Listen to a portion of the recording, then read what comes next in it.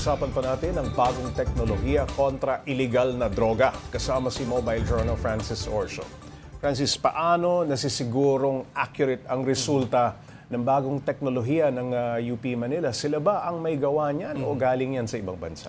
Pops J, yung actual na itong technology na ito ay state-of-the-art at nag-based sa abroad yung mismong technology. And talaga namang masisiguro natin na accurate yung mga results kasi yung mismong nagkakonduct ng testing, yung nagpoproseso ng mga specimen na nakuha nilang samples ay mga pharmacists din, medical technologists, chemists, at mismong mga physicians yung nag-undergo or nagpa-process ng mga specimen na yun. At sila yung nag-aaral kung ano man yung magiging resulta mula doon sa testing nila at para masiguro nga na tama yung lumabas.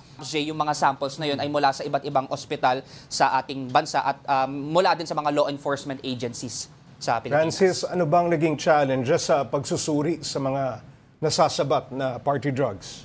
Pops J, yung ilan kasi sa mga hamon din ngayon dahil nga talagang dumarami na yung mga party drugs or yung mga designer drugs nga na sinasabi nila, mahirap na rin matukoy para sa mga law enforcement agencies kung ano ba yung actual na itsura nito. Kasi minsan mapagkihinalaan natin na baka typical na normal na drugs na tinitake lang ito ng mga tao. So isa din yon sa challenge ngayon. And at the same time, nababahala din yung mga expert doon sa mga drugs na nadidiscover nila na mas matataas yung halimbawa yung magiging epekto sa mga taong nagtitake nga nito or yung mismong nalululong sa ganitong droga. Francis, sibla lang kamo ng buhok, sapat na para sa bagong drug testing na yan.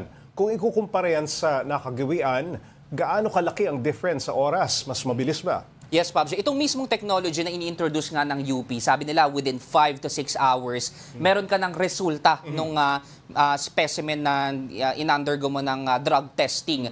At kung i-compare yon sa typical na standard procedure na ginagawa sa atin ngayon sa ating bansa, talagang umaabot ng ilang araw. Tapos depende po yun, Pops J, kung ilang chemical compound or anong specific substance yung gusto mong alamin doon sa specimen na yun. Kung halimbawa may 5 or 6 na specific na substance na gustong malaman doon sa specimen, mas tatagal pa yun. Pero dito sa technology na ito, sa isang run lang, lahat ng specimen or lahat ng substances, malalaman na nila in just a few hours. Mas yes, mabilis. Hindi na siya kumbaga paulit-ulit na run or testing. Dito kasi isahan lang, tas more than 100 chemical compounds kayang makita na doon. Ang problema pagka mahal-mahal naman nung setup, ano? Yes, Pops J.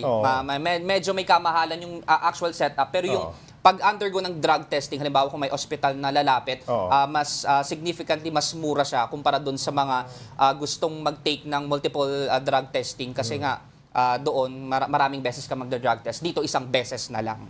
Alright, maraming salamat Mobile Journal Francis Orcio.